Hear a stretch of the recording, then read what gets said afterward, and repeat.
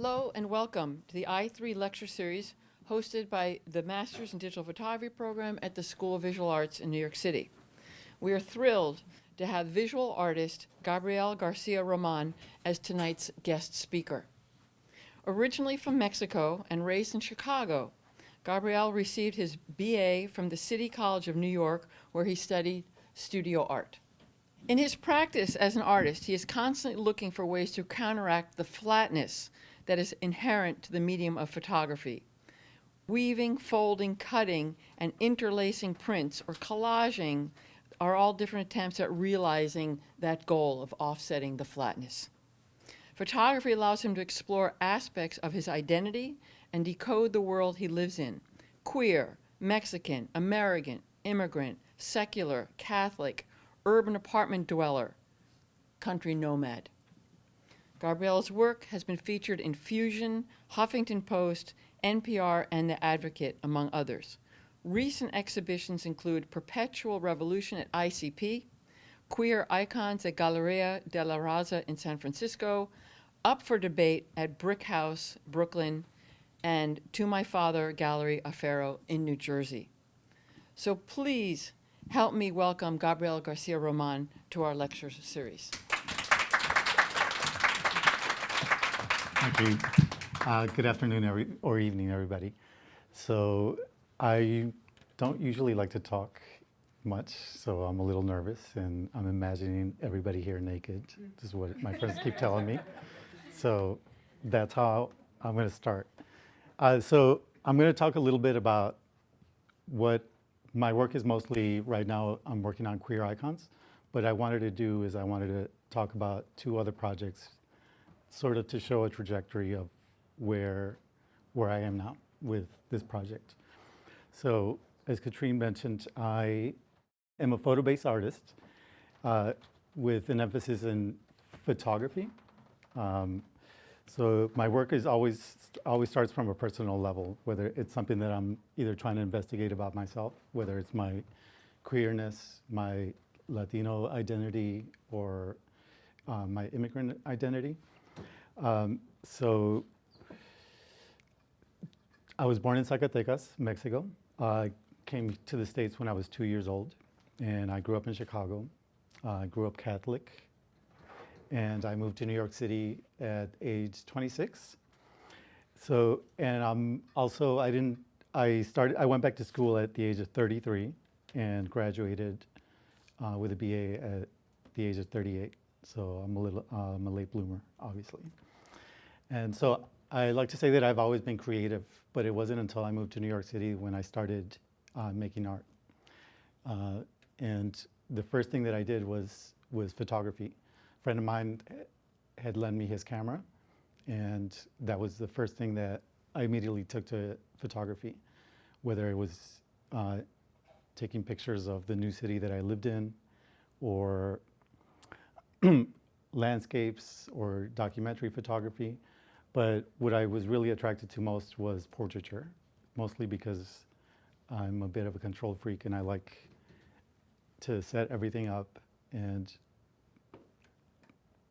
figure out which way, to pose the body, as opposed to documentary or something where you're just constantly photographing before, you get a good photograph. So also, with one of the first things that I started working on was a series of self-portraits. I had just moved to New York City, and growing up in Chicago, there's a huge Mexican population. So when I came here, I was feeling a little lost and needing to find community. So what I did is, instead, I started taking self-portraits of myself in like iconic figures of Mexican culture. So this is one of the first pieces that I did, which is a self-portrait as Juan Diego, who's a saint who the Virgin Mary or the Virgen de Guadalupe appeared to, and he was canonized, I don't know, maybe like 15 years ago, something like that. So that's one of the first pieces that I did. And also another thing that happened around the same time is I had lived here and I went to LA for the first time. And I thought Chicago was very Mexican, but obviously LA is like the mecca of Mexican Americans. So I fell in love with all of the murals and all of the colors that I saw. So I went crazy and took a bunch of photographs, but the idea of like I had these prints of all these murals and I would put them in a photo album, and who else could see them besides me and my friends? So that what I wanted to do is I wanted to play with color and patterns. And so that's when I started thinking, instead of just having them in a photo album, what if I just slice them up and weave them around a self-portrait? So that's what this is. And I had a bunch of postcards from the Mexican Revolution, and then I just started doing photo transfers on here. So these are all like, again, attempts at recreating imagery that I had grown up with. And now that I had these technical abilities, now I was sort of like, my head was just brewing with all of these ideas that I wanted to work on. And this is another piece, also photographs of murals from LA that I cut out and collaged into this piece. This is a little later. We were undocumented until I was about 16, 17. So I didn't grow up going back to Mexico. And I didn't go back to Mexico until I was an adult, when my parents retired and they went back. So I did a series of photos of my first trip back to Mexico. Also, my first trip back, staying with my parents as an adult, which is also a little, after not living with them for over 20 years, it's just a mind fuck, I guess, to lack of a better term, to be in a country that I always identified myself as Mexican, and I was always reminded that I was Mexican. And my first day in Mexico, I was immediately reminded that I was American and how American I was by either the green pants that I was wearing or the silver Vans that I was wearing. So it was sort of like something that I struggled with, or that I held on, and I decided that I was going to work on a series based on that. So that's another photograph that's at my parents' house also, and basically me trying to get out. All right, so fast forward to me being in school, taking studio art classes or courses, photography. And so then I started working on another series, a portrait series. This series is called Defining You. And this came out when I started doing therapy. And the themes of your childhood memories, was a recurring theme in therapy for me. And therapy like uncovered or like exposed all of these different things that I was holding on to, or that I was bottling up. And I started thinking about the idea that it's childhood memories are who define you as an adult. And so I was already doing weavings, and I loved taking portraits. So then I thought, it would be a cool idea to get childhood photographs of the person, make a collage, and then weave those images around the portrait. So these are all like hand-woven portraits, and what you see in the back are all childhood pictures of the person whose portrait it is. So with this series, I had them choose or give me at least 10 to 15 images that I would just scan and create a collage and weave that collage around. So this is still an ongoing series, but I've only done like 12 of these. And they're about 16 by 16. And the later ones are about 24 by 24 also. So with all 10 that I have, the patterns are all different. And obviously also the portrait is a little different. So with this, I wanted also to think about weaving, like you're weaving memories and experiencing. That's what you see here, like physically weaving. Also, it happened to be that the majority of the people whose portrait I took were also, like myself, also bicultural, also somebody whose household is very still native, they're either Spanish speaking or Korean, and when they leave the house, go to school, that's when their American identity. So it's like you're weaving two cultures together. And also, if you notice in the black and white photos, that the first ones that I did, they were all technically all really bad, right? Because they were all gray. The exposure was off. So here I'm learning about how to print my own photos. And so this is when I was taking studio lighting. And so already the portrait is a little technically a lot better than before. I really liked, originally what I was doing, I was weaving around the portrait, and then I decided that I was going to weave also into the person, because I wanted it to be, to me, when I saw this, I thought of like a computer glitch, when you see like a computer screen or something, and it's makes all these patterns. So that's what I decided, that I wanted it to have that also, that effect. All right, so now I'm going to talk about Queer Icons, which is a series that I've been working on for about 6 years now. Queer Icons is a portrait series that's centering the queer trans community of color. And it's a series that came out of a need for representation, specifically for people of color, right? So I was, like I mentioned before, I was in school. I was taking art history courses, and I was going to galleries and museums. And in all of these spaces, I was never seeing myself or my community represented in any of these spaces. So I decided, and also around the same time, queer culture was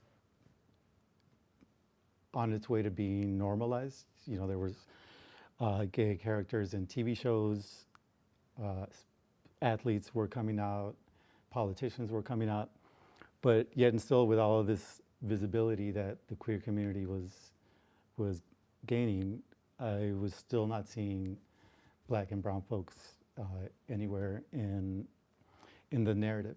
So that's when I decided that I was going to create my own series that would highlight this community.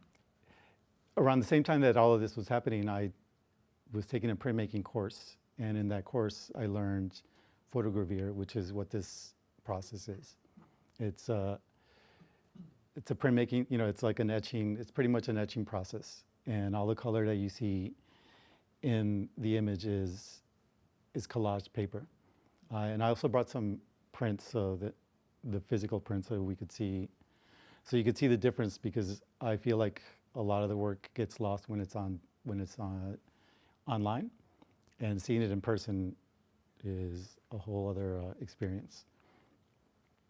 So me learning this process and falling in love with the rich black tones in this process, and the fact that I could sort of recreate a painting without learning how to paint, and using colors, textures, and that's I just went a little crazy, and that's all I was focusing on and working on for quite a while. So in this portrait series, what I wanted to do is also, I wanted them to all exude like nobility and pride and bravery, like these things that are also not something that are often seen anytime that a person of color is represented. So that's what I wanted to do with the poses, with the lighting. It's like I wanted to highlight their strengths and their nobility. And so for the first 2 years that I worked on it, I was shooting mostly my friends of friends.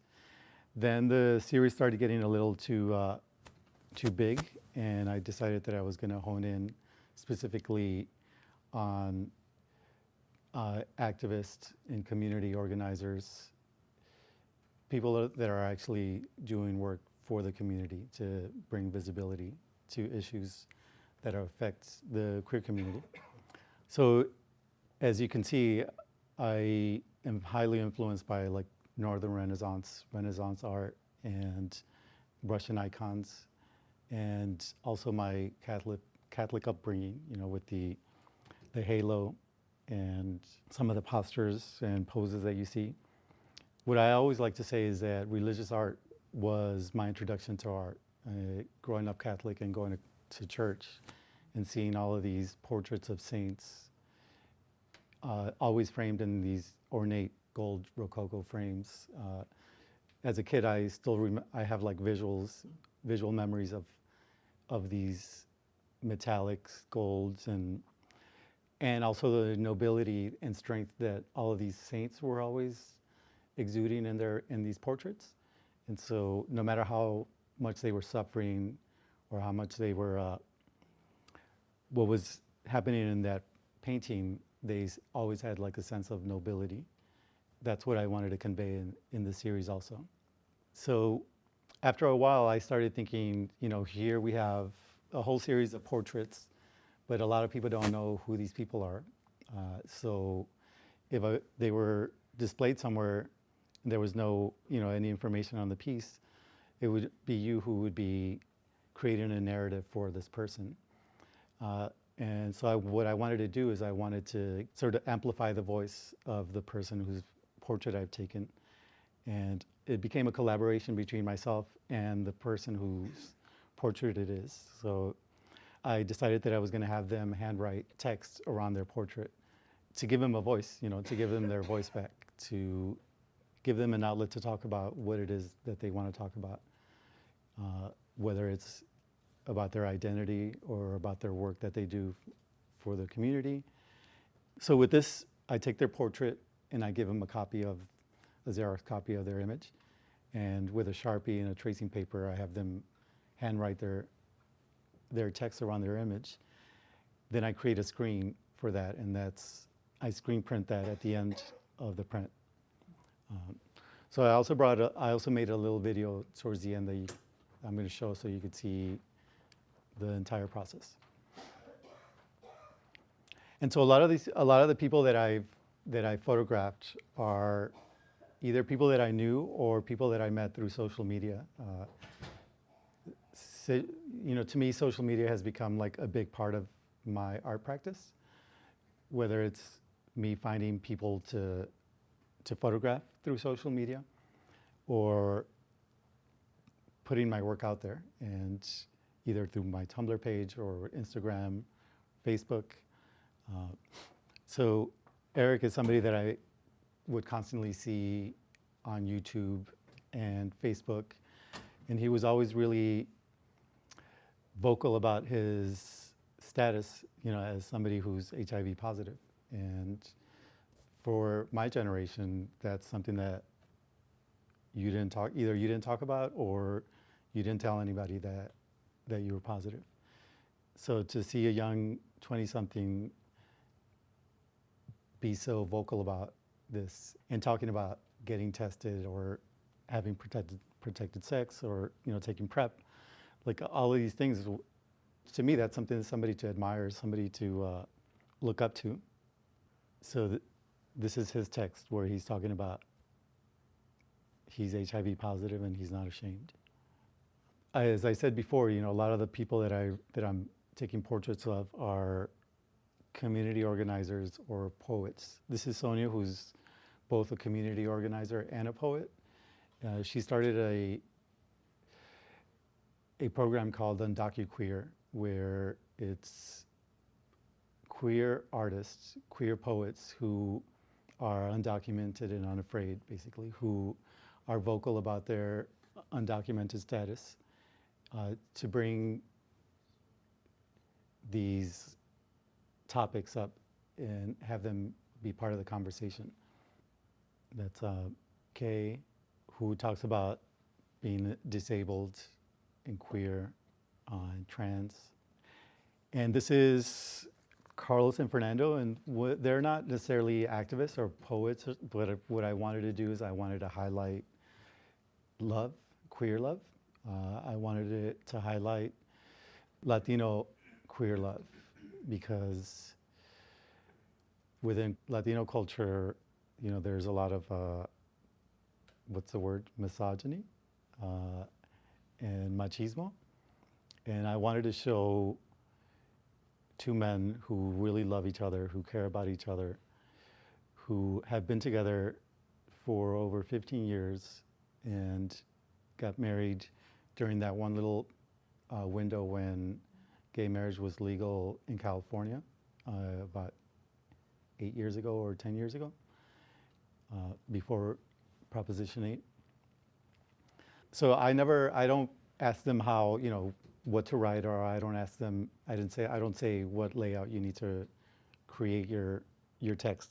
I just hand it to them, and as like I said, as somebody who's a control freak, that's a little unnerving to give them something and then get it back and not want to say, hey, can you do this again? So in this series, it's the only couple that I've done so far, and I was curious to see how they were going to handle their text, because, you know, it's two people, but it's still one unit, and they did a really beautiful job. Which I did this print like 2 years ago, and I was in LA in February, and I stayed with them, and they explained to me exactly how to read this, which I had no idea, but some are all caps and some are just, you know, regular text. One of them did all the caps, all caps, and then the other one did all of the regular text, which I thought was like pretty brilliant, because that's adds a whole other layer where you have to decode it or something, which I thought was really cool. These are some of the latter ones that I've worked on. So this is Kiya, who's artist, activist, also a poet and dancer. I don't have an example here, but I recently started embroidering, and I added an embroidered heart to that print, because with all the series that I work on, it's always, because I work on them for an extended period of time, I don't want it to stay stagnant and just work on the same thing over and over again. So I always like to push the medium a little bit. So whether it's either I'm playing around with the halo design where it's a little different, where I'm cutting it out, or whether it's I want to embroider or bead or add different different text or colors. So these are all things that I'm constantly thinking about, and how to not necessarily improve, but to keep it fresh. And this is the most recent one that I've worked on, and this is Jamal. And also somebody that I follow on Tumblr, and we became Facebook friends. And this is somebody that is really proud of 3 things that society tells us are 3 strikes against the person: because he's black, because he's queer, and because he's femme, and also because he's fat, right? But he embraces all of those things about himself, and he's somebody that's really confident in his identity and in himself. And again, it's because it's somebody that possesses all of these things that are we're told by society that are, you don't want to be any of those things. And he's just taking it all back and saying, no, I'm going to embrace all of those things. He's currently working on a documentary called No Fats, No Femmes, and it's all about interviewing and talking about this thing in the queer community that being thin, young are the ideal, and he wants to break that mold, and that's one of the reasons why I decided to include him in this series. So with this series also, because I had a solo show about a year ago, and I was trying to figure out how I was going to display all of this work. How I was going to display this work. I had tried like regular black frames, and the print would get lost. And then I thought, oh, I'm going to go through all the thrift stores, all the resale or the vintage shops, and buy old frames, and frame all my pieces in these frames. Then I realized how expensive that is and how time-consuming it is to try to find frames to match the size of the prints. So I decided that I was just going to make my own frames, and these are examples of some of the frames that I've worked on. Again, so borrowing the idea of like Rococo frames, ornate frames with a lot of gold, a lot of wood. I wanted to recreate that idea with this body of work. So something that I also want to mention is, because this is a printmaking process, right? It's run through a press. I'm able to do that same print multiple times, and that's what I do. So for every one that you saw, I have at least 3 other variations of the same print, but with different paper that's been collaged. This is the only one that I framed all 4 pieces, or all 4 versions of it. But every single one has 3 or 4 other variations. And one of the reasons why I did that, or I started doing that, is because this printmaking process is a little finicky, right? It's with the collage, a lot of the times the paper would get stuck on the press, or I would work on 4 prints, but only one would come out, like nice enough. Either because the paper would shift, or I would put too much wheat paste on the paper and it would get stuck to the press. It was just too many variables, so I decided that I would just do multiples so that I could at least get one. Now, luckily, I have multiples that I could have them in different spaces all at the same time. So earlier in the year, I had a print at ICP,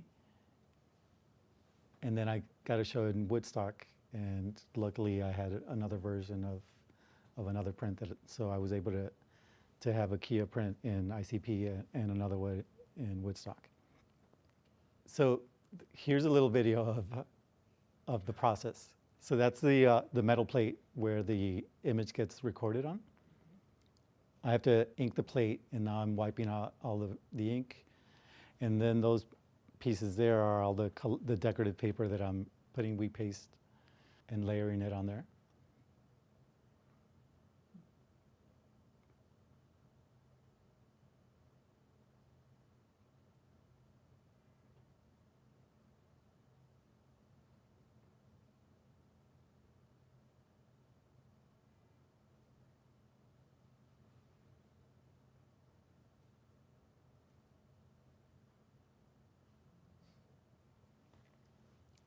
That's it. I think I went a lot faster than what I should have.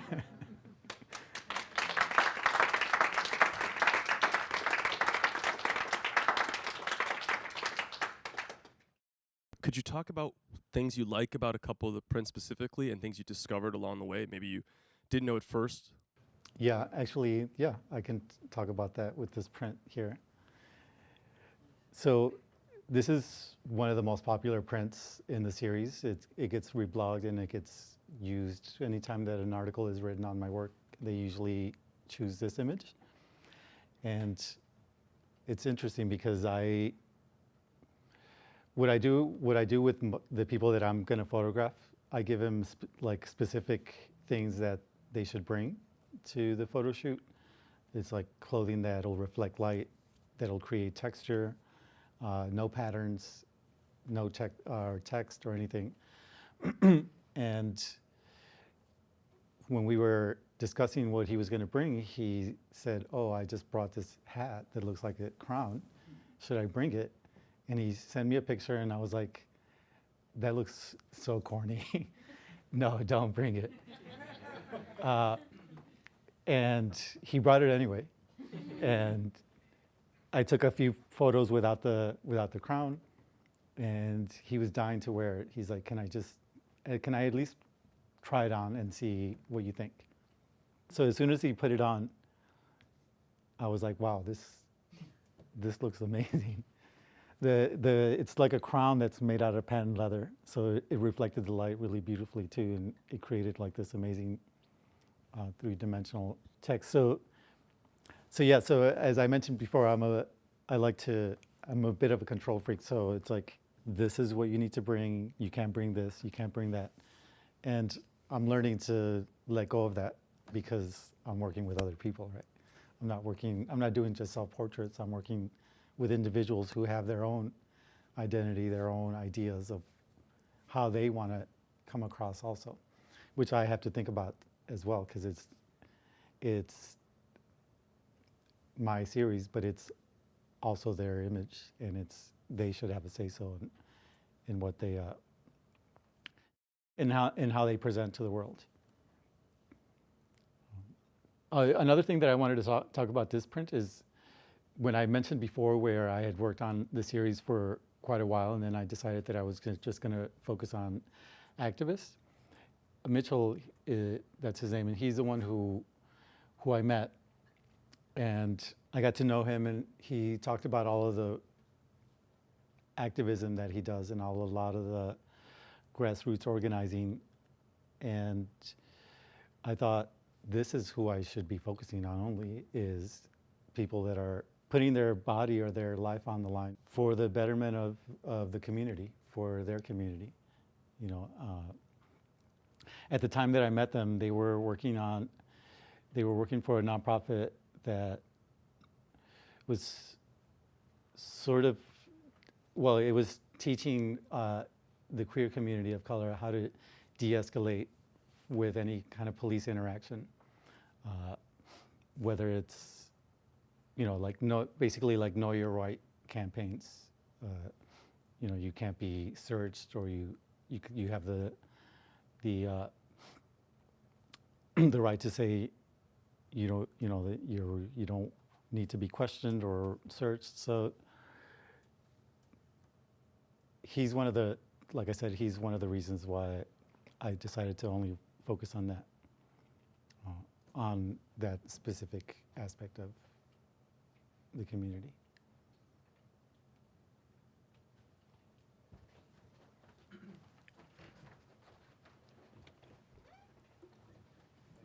Where do you see the series going in the future? I would love to see, I mean, right now, as big as these prints are, they're only 11 by 14. I would like to get funding and get huge metal plates to make them bigger. But I've also started thinking about textiles and fiber arts. So I started thinking about making maybe quilts with the same imagery, but a lot bigger, because then I would be able to create these images, but a lot on a bigger scale. So, and also the majority of the people that I photographed are local. They're in New York City, and once when I went to LA. So I would love to travel across the country photographing activists and organizers in spaces where that's not a major city, that's somewhere in Alabama or somewhere where where their voice is definitely needed, you know, or where it's not heard. And I would love to go to Mexico and photograph the queer community out there also.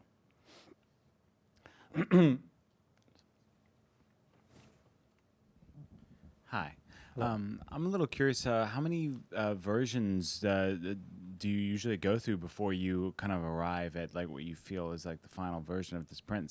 Especially since it's involved in not just the photography or the portraiture, but other things that you're collaging into it. Yeah, you mean the print or the photograph? The print. print. The final thing that you'll frame. Yeah. Because I look at the whole piece, the whole series as a whole, I think about also paper colors and patterns.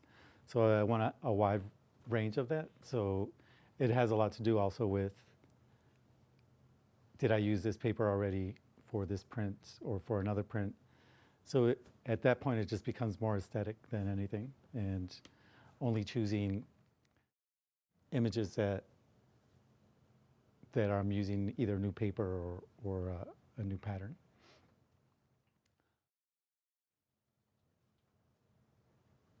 And sometimes it's only one image that works, so I have no choice but just to use that one. So in your process, do you start with the portrait, and then the design comes from the portrait, or do you have a design concept first, and then shoot the portraits? No, I first take the portrait, and after I have taken their portrait and I've already made the positive film. Do people know how this process works, the photogravure or the metal plate? So it's silkscreen. Do people know about silkscreen? Photography, you know, right? So it's there's this metal plate that has a photo emulsion on it, and that's how it's photosensitive, and it's just like a thin gel, a layer of gel, like photosensitive gel on this metal plate. Then I have to print out a black and white positive of the photograph that I've taken, and that I expose that to light, expose the metal plate to light. Then, as everybody knows, whatever doesn't get exposed gets washed out. So I put that metal plate in water, and with a fine brush, I just brush for about a minute, and the parts that didn't get exposed to light starts falling off. That emulsion starts to fall off, and so it starts to create these teeth or the grooves that the image gets recorded on, pretty much. So when you put ink on it and you rub off the ink stays in these grooves, and that's what you see. That's what the image that you see is. If I didn't do any collaging, it would just be a black and white image or whatever color ink you were going to use. So I start with that, with the positive film, and then once I have the positive film, then I unroll the huge stack of paper that I have and just start scanning, seeing what would work and what wouldn't work. So at that point, there's no planning. It's just whatever speaks to me at the time that I'm working on it. And also, a lot of the paper, since I've been doing it for so long, a lot of now I know what kind of paper works and what kind of paper doesn't work. And so my success rate is a lot higher compared to before, where I would use a lot of metallic or glitter paper, and metallics don't adhere to wheat paste, just so you know. I'm wondering if you can tell us a little bit more about the woodwork, because it seems like from the very first step of interacting with folks and creating community on social media to the photography to the long process of printing, I think the last detail is the frame, right? Yeah. And so you put a lot of work into that. Mm-hmm. Yeah. Well, the reason why I do these frames or make these blocks or the woodworking is I like puzzles. I like to try to figure out. It's sort of a way for me to meditate also. It's like this whole process to me is very meditative. Cutting out the paper, inking the plate, wiping the plate, rolling it through the printing press. Like all of this is, to me, it's like my yoga, and it's how I go through the process. And so it's the same thing with the frames, where I have all of these blocks. The little blocks came out from, again, like my dad is, or not again, but my dad is a very resourceful man who didn't throw anything away. And so that kind of rubbed off on me. And I started, a few years ago, I started making furniture. And I had all of these scraps of wood, like really expensive, beautiful wood that I wasn't going to throw away, but they were like little odds and ends. So I decided that I was just going to cut them up into smaller pieces and create these patterns with the wood. And like I said before, it's all meditative, and it's the process, and that's what I enjoy, is the process of making something and putting all myself into it, right? Like I always say, like if I didn't bleed, if I didn't cry or sweat on a print or a frame, then I didn't do it.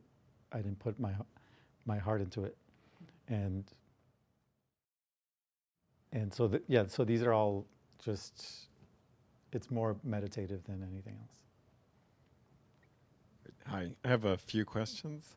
Did you learn photographer as an undergraduate student? Yeah, I did. It was And like an elective? It was a printmaking course, and so the course was broken up into two sections. The first section was dry point etching, which I don't know how to draw, so that the first half of the semester was really unnerving, because I felt like I was wasting my time. And then afterwards, we learned photography, and it's like, I'm a photographer, and I can get dirty with this metal plate, and I just fell in love with it. Then once I learned photogravure, then I learned that you can collage, you can collage onto it. And so then I just started thinking about the imagery that I can work on, that I can create. But you're collaging after you print the photogravure. Yes. Yeah, so I print the photogravure on the metal plate. Right. And the collaging happens afterwards, yeah. Or after I've already exposed the metal plate. But you're printing onto white paper and then adding another piece that's the unusual paper. Yeah, so the metal plate, it's layered, right? So it's the metal plate that has already been inked. Right. That's at the bottom. Then all the 3 layers. So in this particular print, there's 3 layers of paper. So the first layer that I put down is the hoodie, then it's the halo, and then it's the background paper. But it's all at the same time, so it's all like sandwiched together. And then I put the white paper on top of all of that. And when I run it through the press, the wheat paste and the pressure fuses all of that together. Oh, okay. Then I have more questions. Is your paper archival? It is not. Okay. I recognize some of that paper, so I wondered. And then Some of the paper is, but the majority of it is not archival. Okay, so earlier you showed like a whole large series of people, and then you showed 4 of one woman. Mm-hmm. So are you additioning? And if you are, is the addition consistent, or is it each one a little bit different? No, they're all different. So I don't consider them additions. I consider them all one-of-a-kind prints, because essentially that's what they are. Even though it's the same image, but each image is different. And even because it's a printmaking process and because it's hand done, even if I were to just even if I were to use the same paper for each one, either I could have taken too much ink off one print. So it already is a unique print, because it's all hand done. And are galleries receptive to this? Or are they, because sometimes when you show prints, Right. gallerists really want an edition. And then if you can't audition, they freak out. Are you having that experience? Well, I haven't had experiences with galleries yet. A lot of my work is shown in non-traditional spaces. I think ICP is the first gallery that my work was shown. Well, I mean, that's not true. When I had the solo show, it was at Gallery Afera, but that wasn't a commercial gallery. So I don't have experience with commercial galleries, I guess, or I haven't been approached by any. It's usually been non-traditional. So like, I had 13 of these prints at the Cathedral of St. John the Divine. I had them in a chapel upstate. So it's different kinds of spaces that are interested in my work, which I find really interesting because, yeah, I just find it interesting that I'm being approached by a cathedral or somebody that's interested, rather than a commercial gallery. Well, on that note, and you mentioned textiles, I'm already envisioning complete like processions through towns and days and holidays because these people, they are saints, Yeah. and they are, if you go back to the history, they are suffering Mm-hmm. in many different ways. So I can't wait to see what you do with textiles. I think it'd be great. I would like you, Mark. One more question. I'm just curious, sort of, since your work is so deeply personal, but it's also really beautiful, have you ever been approached with commissions, like of people wanting you to do specific things, either as illustration or as portraiture or even as fashion or something? And how would you feel about that? And Yeah. would you do it? And have you done it? And I have done it. I was approached last year by a theater company who was working on a solo performance by this performance artist who is a queer person of color, who in their play talked about identity and talked about their the show was like half them as male presenting and the other half as female presenting. So I did the key art for that play, and I'm currently working on a poster for a documentary that they wanted the same aesthetic on this image. So I do take commissions. Is there anything?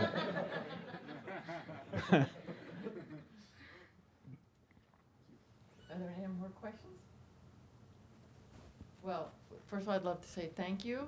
It's a fabulous presentation. Thank you.